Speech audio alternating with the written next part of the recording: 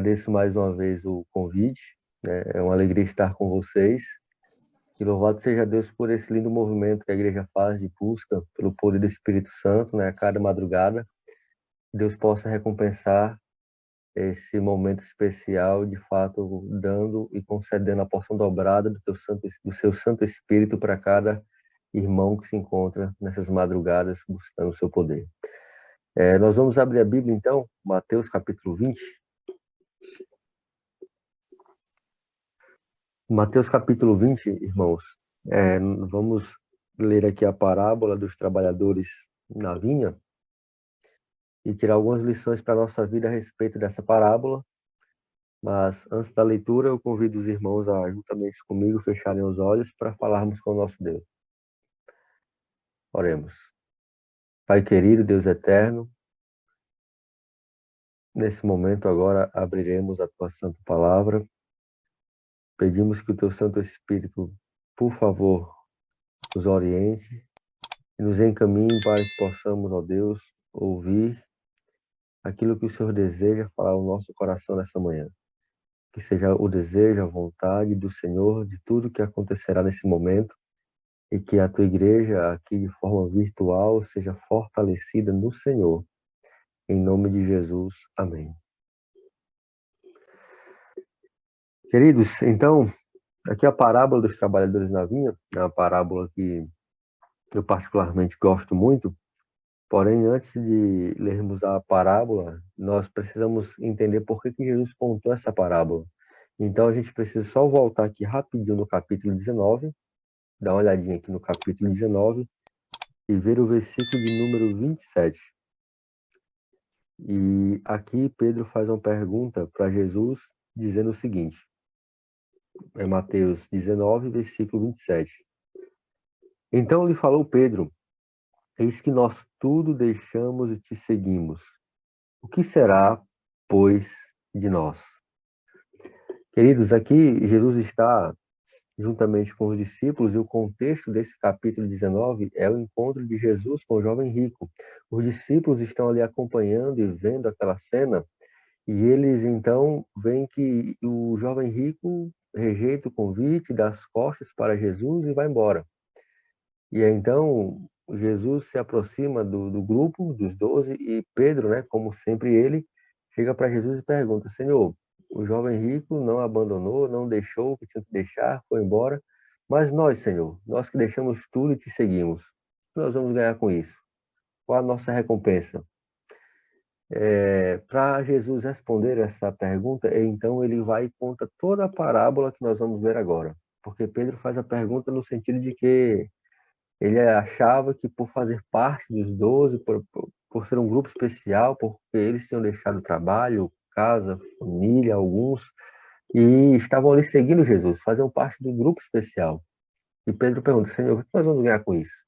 Será que nós temos algo especial por fazermos parte dos 12? E aí agora nós vamos ler a resposta de Jesus, né, através da parábola, a partir do versículo 1 do capítulo 20. Porque o reino dos céus é semelhante a um dono de casa que saiu de madrugada para assalariar trabalhadores para a sua vinha. E tendo ajustado com os trabalhadores a 1 denário por dia, mandou-os para a vinha. Saindo pela terceira hora, viu na praça outros que estavam desocupados, e disse-lhes, vão vocês também para a vinha, e eu vos darei o que for justo. E eles foram. Tendo saído outra vez, perto da hora sexta e da nona, procedeu da mesma forma. E saindo por volta da hora 10ª, encontrou outros que estavam desocupados e perguntou-lhes, por que estão aqui desocupados o dia inteiro? Responderam-lhe, porque ninguém nos contratou. Então lhes disse ele, ide também vós para a vinha. E ao cair da tarde, disse o senhor da vinha ao seu administrador, chama os trabalhadores e paga-lhes o salário, começando pelos últimos e indo até os primeiros. Vindos da hora 10ª, recebeu cada um deles 1 denário. E ao chegar os primeiros pensaram que receberiam mais, porém também estes receberam cada um deles 1 denário. Mas tendo recebido, murmuravam contra o dono da vinha, dizendo, estes últimos trabalharam apenas 1 hora, contudo os igualastes a nós, que suportamos a fadiga e o calor do dia. Mas o proprietário, respondendo, disse a um deles: Amigo, não te faça injustiça. Não combinaste comigo um denário? Toma o que é teu e vai, pois eu quero dar este último mesmo tanto quanto a ti. Porventura não me é lícito fazer o que quero do que é meu? Ou são maus teus olhos porque eu sou bom? Assim, os últimos serão os primeiros, e os primeiros serão os últimos. Queridos, nessa parábola a gente vê então aqui que Jesus, né, ele conta falando a respeito dos trabalhadores na vinha, e ali o administrador começa a convidar pessoas para o trabalho, só que na hora do pagamento dá um pequeno problema, como a gente pode perceber. E esse problema acontece por um motivo muito específico, né? E a gente já vai entrar na primeira lição para a nossa vida. O problema, melhor dizendo, acontece porque quando o indivíduo que começou a trabalhar primeiro, ali vai receber o seu denário, ele começa a questionar com o administrador e com o dono da vinha. Porque quando ele recebe, ele não gosta do salário que recebe. E ele começa a questionar. E aí, queridos, ele questiona por quê? Por que que ele murmura? Por que que ele reclama? Pelo simples fato que ele não está olhando para o denário, para o salário que ele recebeu, ele está olhando para o denário do outro. Esse é o motivo que ele reclama. Ele não olha para o que é dele, ele olha para o que é do outro. E aí, queridos, aqui está o segredo, né, da ingratidão. É você olhar para aquilo que o outro tem e não para aquilo que você recebeu. Nós precisamos ser gratos a Deus por aquilo que Ele nos dá. Mas para sermos gratos a Ele pelo que Ele nos dá, nós precisamos olhar para as bênçãos que temos. Então, o nosso olho precisa sair do que é do outro, precisa sair daquilo que o outro tem, por conta que a gente, às vezes, acaba focando no que o outro ganha, no que o outro recebeu e esquece daquilo que Deus nos dá. E para sermos gratos, precisamos agradecer a Ele, olhando para aquilo que nós temos, olhando para aquilo que nós conquistamos. Então, seja grato a Deus por aquilo que Ele te dá. Se alegre, seja feliz com o denário que Ele está te dando. Porque se Ele está te dando um denário, é porque Ele sabe que o denário é suficiente para você viver bem e feliz. Nas Olimpíadas, não sei quantos aqui acompanham as Olimpíadas, mas tem uma coisa que me chama muita atenção, e é o pódio. E por que que o pódio me chama a atenção? Porque se você perceber no pódio, eles contêm 3 lugares. E no lugar mais alto, no meio, são aqueles que ficaram em primeiro lugar. Na ponta, são os que ficaram em segundo, na outra ponta, os que ficaram em terceiro. E é interessante que na hora, ali no momento da entrega das medalhas, se você perceber, o que fica em primeiro lugar recebe sua medalha de ouro e fica feliz, ele se alegra, fica contente, né? Mas aquele que vai receber a medalha de terceiro lugar, que é a medalha de bronze, ele também fica feliz. Ele fica contente, ele comemora, né? Alguns até choram de alegria. Mas interessante, se você percebeu que fica em segundo lugar, que recebe a medalha de prata, ele não está feliz, ele não está agradecendo. E alguns até choram de tristeza. Eu fico me perguntando, como é que pode? O bronze, aliás, a prata não é melhor do que o bronze? O segundo não é melhor do que o terceiro? E por que que o segundo está triste e o terceiro está feliz? Sendo que o segundo é melhor do que o terceiro, a prata é melhor do que o bronze. A resposta é que é pelo simples fato que o segundo não está olhando para a prata que recebeu, está olhando para o ouro que perdeu. E olha como olhar para o que é do outro faz mal. O indivíduo ficou na frente de muita gente, ficou em segundo lugar, ficou na frente de 40, 50 pessoas, mas ele prefere ficar triste pelo ouro que perdeu, ao invés de se alegrar pela prata que ganhou. Então seja feliz, seja grato a Deus pelo que Ele te dá. Olhe para as bênçãos que Ele já te concedeu, de olhar para o que é do irmão, para o que o irmão recebeu. Porque ele ganhou uma moto, comprou isso, comprou aquilo. Queridos, seja feliz com o que Ele te dá, porque o que Ele está te dando, o que Ele te deu, é porque Ele sabe que é o necessário para você viver bem e feliz. E acontece que em questão em relação à gratidão, nós precisamos entender que a gratidão, ela é o segredo da felicidade. E o segredo da infelicidade é justamente a ingratidão. E, queridos, Nós, olhando para a parábola, percebemos que Deus, ele sabe o que nós precisamos para sermos felizes. E nós precisamos, então, valorizar aquilo que o Senhor está nos dando hoje. Valorize, seja grato a Ele, porque tem muita gente que gostaria de ter, né, aquilo que você tem hoje. Tem muita gente que gostaria de daria tudo pelo emprego que você tem. Tem muita gente que daria tudo pela família que você tem. Tem muita gente que daria tudo pela saúde que você tem. Então a gente precisa ser grato a Ele pelo que Ele nos dá. Eu me lembro que uma vez eu estava na Bahia, na época do seminário ainda, e na hora do almoço, eu lembro que eu cheguei em casa, saí da aula, fui para casa e minha esposa falou: Olha, só tem aqui o arroz e o feijão para almoçar. E não tem a mistura, né, como nós chamamos aqui no Ceará. E aí ela fez um baião lá, tinha uma soja, mas não tinha tempero. Você sabe que soja sem tempero é provação, né? E aí, mas ela fez uma farofa, tinha uma farinha por lá, ela fez uma farofa de soja, e a gente comeu lá essa farofa de soja com o baião. Não tinha mistura. Mas agradecemos a Deus. Por quê? Porque apesar de sabermos que tinham colegas que estavam se alimentando bem melhor do que nós naquele dia, mas nós sabíamos também que tinham muitos colegas e pessoas que nem aquilo que nós tínhamos, eles tinham. Então seja grato a Deus pelo que Ele está te dando, porque tem muita gente que tem bem menos do que você. E tem muita gente que daria tudo para ter o que você tem, para ter o que nós temos. Por isso, temos que ser gratos a Deus pelo que Ele nos dá, pelo que Ele nos concede. O... Porque às vezes o segredo é porque nós somos felizes, mas não sabemos ou não reconhecemos. E achamos que precisamos de mais coisas para ser feliz. Conta-se uma ilustração, ela é bem antiga, talvez alguns conheçam aqui, do homem que quebrava pedra. E essa ilustração conta que um homem trabalhava quebrando pedra e ele estava lá no serviço, né? E trabalhar pedra, quebrar pedra, melhor dizendo, é algo pesado, né? É um trabalho duro. E ele estava lá e começa a reclamar com Deus. E dizendo, olha Deus, esse trabalho é muito ruim, cara. É muito pesado.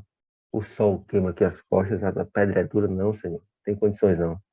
E todos os dias, em frente ao trabalho dele, passava um homem, né, em cima de um elefante, né, que cobrava impostos. E ele dizia o seguinte, olha, Senhor, se eu fosse esse homem aí, ó, que tem esse trabalho aí, passa todos os dias em cima do elefante, eu era feliz.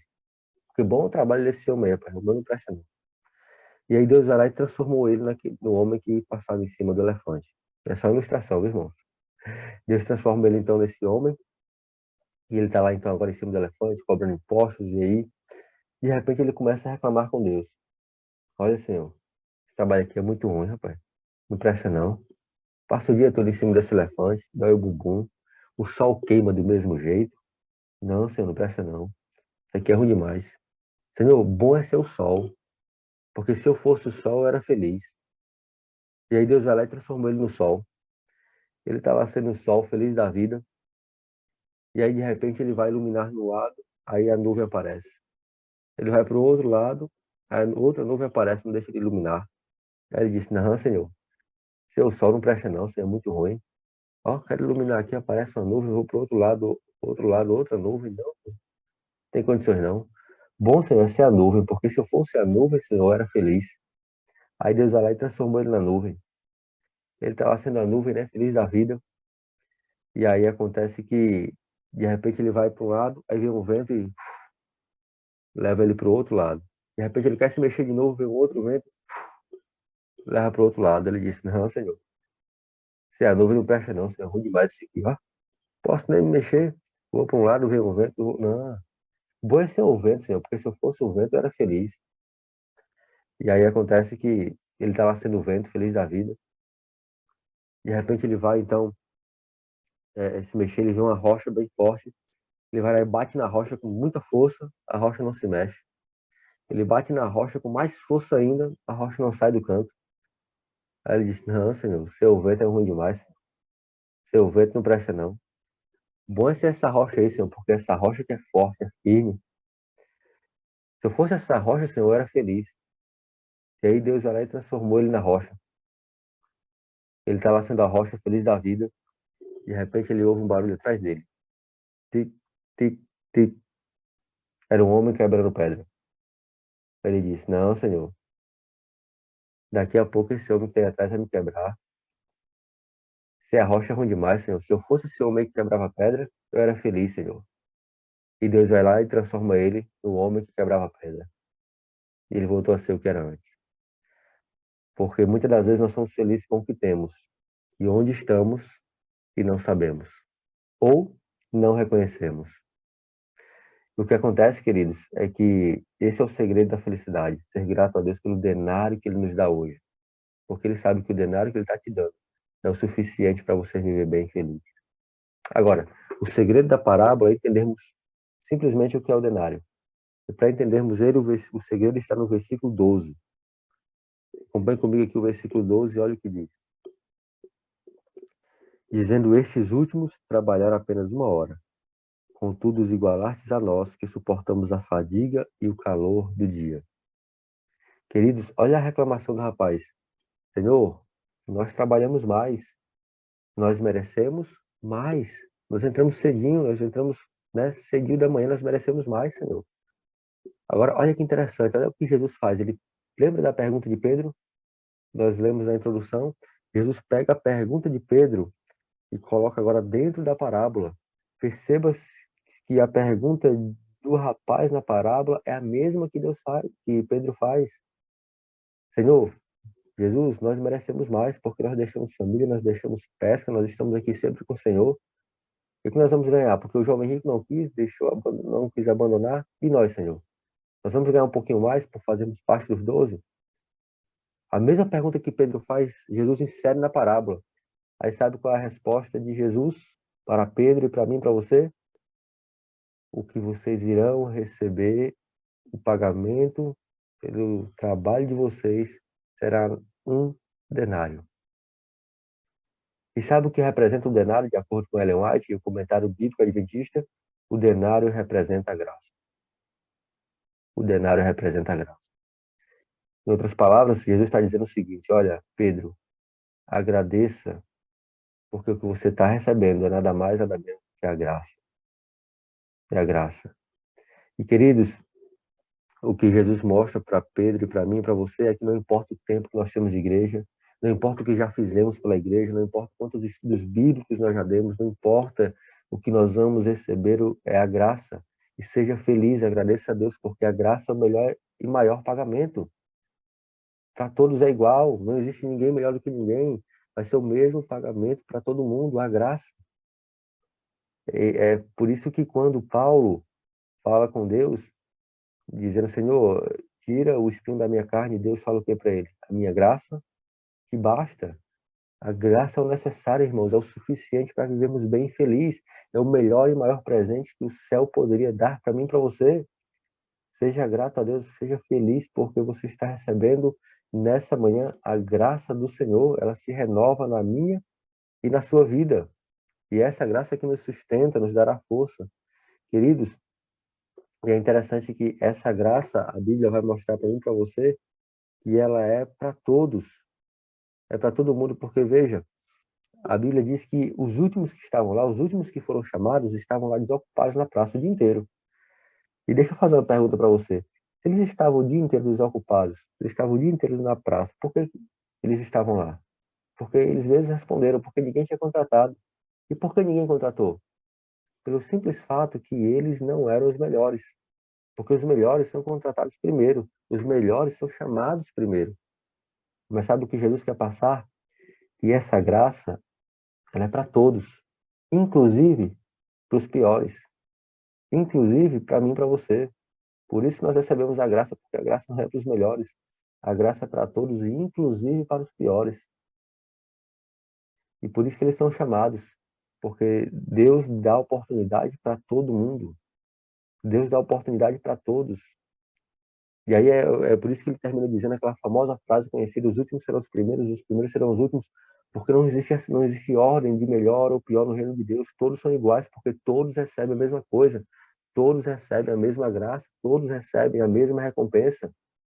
E aí, queridos, Eu me lembro quando eu comecei o ministério, eu estava na faculdade ainda, e eu lembro que eram seis, cinco cearenses que estavam formando. E você sabe o que é do Ceará?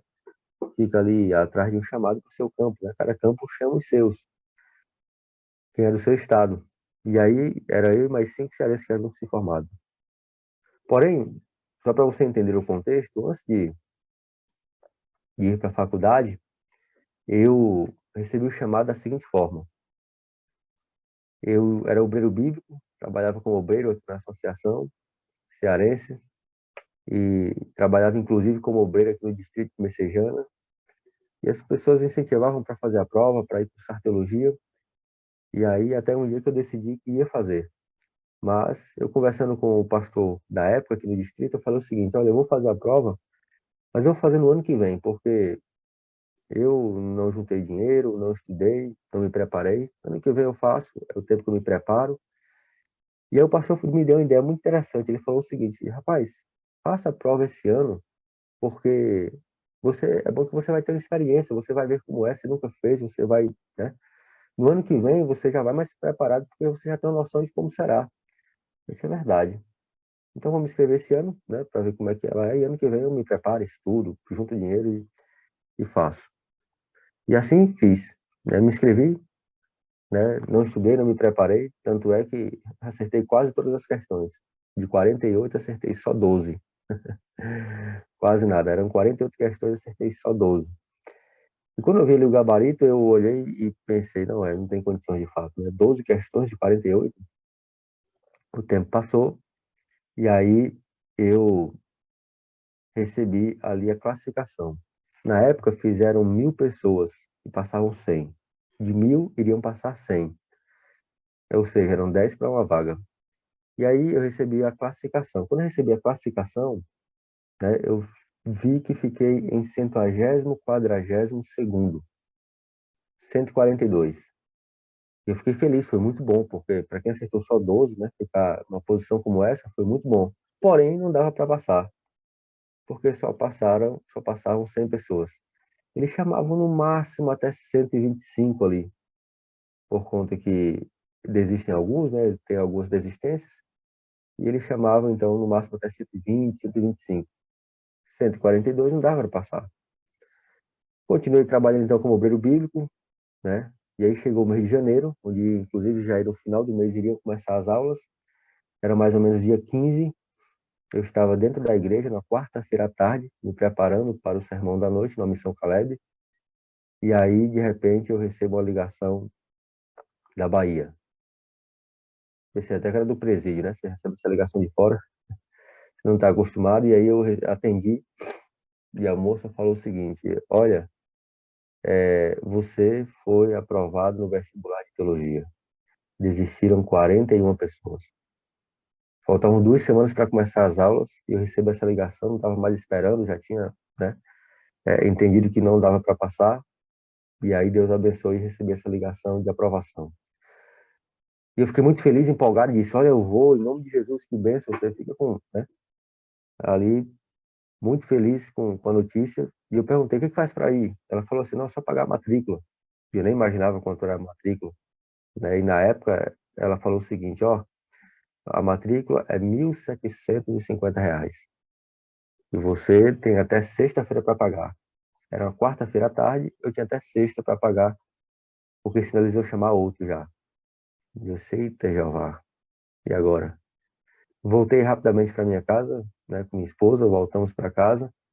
Chegamos já na quarta noite, não tinha muito o que fazer, não dava para resolver. E aí chegou a quinta-feira. Na quinta-feira, eu liguei para um colega que havia passado já, né, entre os 100 primeiros, já estava inclusive lá na faculdade. Liguei para perguntar o que ele tinha feito para conseguir o valor para pagar a matrícula. Ele falou assim: não, eu juntei o dinheiro. Assim, e eu que não juntei, como é que faz? A gente que não tem, o que faz para pagar? Ele falou assim: olha, mas como ele também era o Berubi, ele falou que juntou R$ 1.000. Quando recebeu a aprovação, pediu para a associação adiantar o salário do mês, que na época era R$ 600, R$ 700 por aí. Eu falei: é boa ideia. eu vou pedir para adiantar o meu salário e aí vai ficar faltando só R$ 1.000. 1.000 é mais fácil do que 1.700. E assim eu fiz. Liguei para o pastor secretário do campo na época, contei minha história e pedi para adiantar meu salário. E o pastor me falou assim: olha, Michael, nós não vamos adiantar o teu salário, nós vamos pagar tua matrícula. E quando ele falou aquilo, eu vi que de fato Deus estava conduzindo, né? Faltavam já poucos dias para começar as aulas, cheguei lá por último, né? Fui um dos últimos a chegar. Passaram-se 4 anos, no último ano que eu estava lá, no final do ano, próximo à formatura, no dia 28 de outubro, dia do meu aniversário, Deus me dá um grande presente. O pastor Nelson, que era até então presidente dessa associação, me liga e faz o chamado para pastorearmos e trabalharmos em Canidé. Naquele dia, entre todos os cearenses que estavam lá, eu fui o primeiro a ser chamado. Ou seja, cheguei por último e fui chamado pelo primeiro. Porém, queridos, eu não sou melhor do que nenhum dos cearenses que estavam formando comigo. Pelo contrário, sou o pior deles. Não sou o melhor. Vocês não me conhecem ainda, mas eu não sou o melhor deles. Eu sou o pior. Mas sabe o que é isso? Graça. Isso é graça. Porque a graça faz isso. Ela pega o que entrou por último, ou os que entraram pelo primeiro, o que está em cima, o outro está embaixo, e ela faz isso. Ela iguala os dois. Não existe melhor nem pior no reino dos céus. Não existe o que chegou primeiro ou o que chegou por último. A graça deixa todos no mesmo lugar. A graça é isso. Por isso, queridos, seja grato a Deus pelo que Ele te dá. Porque Ele sabe que a graça é o suficiente, assim como Paulo, como Ele falou para Paulo, para você viver bem e feliz. Não importa o espinho, não importa em qual lugar você está, a graça te deixa no mesmo patamar de qualquer pessoa do reino do céu. Por isso, aceite e receba a graça do Senhor em sua vida nessa manhã, para que você possa viver bem, feliz e grato aos céus por ter te concedido o maior e melhor presente. Quantos querem então receber a graça do Senhor nessa manhã? Levante sua mão em nome de Jesus. Amém. Vamos orar então? Oremos. Santo Deus e Pai, muito obrigado, Senhor, porque nós precisamos ser gratos a Ti, porque a graça se renova mais amanhã em nossa vida. A graça é um presente que nós recebemos sem nenhum merecimento. Não importa quanto tempo de igreja, não importa o que já fizemos pela igreja, o quanto trabalhamos, nós entendemos que a graça, ela supre todas as nossas necessidades. E, inclusive, ela nos dá a salvação. Por isso, Deus, que tenhamos sempre um coração grato com o Senhor. Não reclamar, não murmurar, porque nós entendemos que quanto mais reclamamos, quanto mais murmuramos, as situações pioram. Por isso, coloca em nós um coração grato, um coração feliz, por tudo que o Senhor fez e fará ainda para nos salvar. Em nome de Jesus. Amém.